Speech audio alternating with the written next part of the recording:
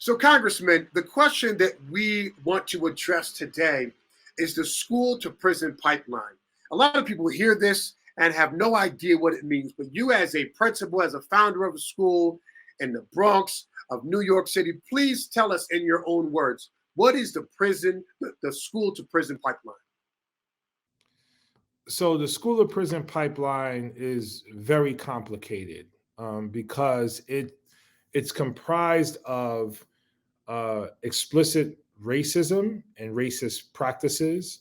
It's also comprised of implicit bias, and it's also comprised of a system of mass incarceration and a system of political, economic, education, and American Western system that really focuses too much on punitive measures, particularly as it pertains to Black and Brown people. So what you see in schools is a much higher suspension rate for children of color, beginning as young as 4 years old. You see a much higher expulsion rate for children of color, beginning as young as 4 years old. And you see that throughout the school system. So Black and Brown children are more likely to be expelled, more likely to be suspended, more likely to be put in special education, and more likely to be discarded and marginalized within the system of public education. They're more likely to be arrested in school, more likely to be assaulted in school by law enforcement. And what this does is create a sense of low self-esteem, low self-worth, and it creates the conditions that lead to a disproportionate number of arrests and incarceration outside of the school building. But it's not just a school or prison pipeline. We're talking about schools located in segregated Black and Brown communities that have been historically disinvested in, so historically underfunded. No funding for housing, not enough funding for food security, not enough jobs, the proliferation of guns and drugs into those communities. So you combine all of these things and combine policy, federal policy, state policy, and local policy that doesn't do more for jobs or mental health or substance abuse or all those areas. Instead, brings in more cops and applies more punitive measures to Black and Brown people. So that's what the school to prison pipeline is. It's a combination of amalgamation of all these different elements converging in schools, but it also happens in communities as well. And this is why people like myself and others, we push for more restorative justice in schools. We push for more social and emotional learning in schools. We push for more mental health, and we push for interdisciplinary curriculum in schools. So when kids have access to the arts, when they have access to music, when they have access to theater, visual arts, sports, hip hop, hands-on learning, when kids have access to these things, as well as a healthy diet, as well as teachers who love them and teachers who are both trauma informed and racially informed, aware of their bias, aware of their how they discriminate from time to time against kids who are different from them. When all of that is happening, you create schools that are rooted in love and care for all kids, particularly Black and Brown. And then they're less likely to be suspended and less likely to be arrested in school or outside of school. So that's how the school to prison pipeline works. And those are some of the things that we can do to end the school to prison pipeline. Thank you, Congressman. Thank you for your time. We appreciate that very intelligent, inspiring answer. And I know we all have a better understanding of what the school to prison pipeline is now. We're going to get back to the show with some live performances. And later on, we're going to bring Congressman Jamaal Bowman back to talk more about the importance of public education.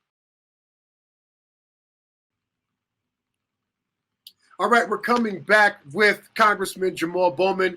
Welcome back to the show. And we have a question about public education. And I've read some statistics that are just kind of cut in stone where like a black male who drops out of high school right now has a 76% chance of ending up in jail. And before mass incarceration, say like 25 years ago, he had about a 15% chance of a black male who dropped out of high school. And what can we do to address these huge differences of black males who don't finish high school, go into higher education? How can we help these black men? So we really need to invest in community resources for these black men and for all kids who end up dropping out of high school. Many of them drop out because the school doesn't do enough to meet their needs.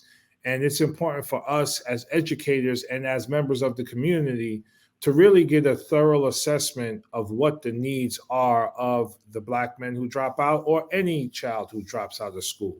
Assess what the academic needs are, what the social and emotional needs are, what the vocational needs are, what the interests are, what their passions are, where their weaknesses are. Get a thorough assessment of who the person is and why they made that decision. But do it from a perspective of empathy and compassion and really helping the young man or woman, because many women drop out too, to find their passion and purpose. So, community centers can go a long way towards, bridging this gap. So Boys and Girls Clubs, YMCAs, youth bureaus and other community centers can really go a long way towards bridging these gaps. Also, healthcare is another entity that needs to be a part of this conversation, because healthcare does a lot of work around behavioral health. And what we also have seen regarding people who end up incarcerated, many of them have been diagnosed with some sort of mental or substance abuse disorder. That healthcare can be a major factor in rectifying. So it's a circle. It's a holistic, circular wraparound approach with the person in the center, while the resources surround them to help put them on a pathway to where they need to go. And education is not just something that happens in the K-12 space. It happens across one's lifespan. We never stop learning. We learn every single day until the day we die. And in that learning should yield opportunities for, dignified work and contribution to a civil society. So dropping out of high school is not the end. Being incarcerated is not the end. If we design our systems properly, it's actually a new beginning to something that will put you on an even better path than what the school system wasn't able to do. The school system doesn't work for everyone. It's designed in a certain way for certain learners, right? And in many ways, it's obsolete because it's just the design is very old. So we really need to innovate in schools so that kids don't drop out in the first place. But if they do, we need to provide them with the supports. Thank you. Thank you very much, Congressman Jamaal Bowman. We thank you again for having you on the show. It's a true honor. Bless you, brother, and keep doing that good fight down in Washington, D.C. Absolutely, brother. Appreciate it.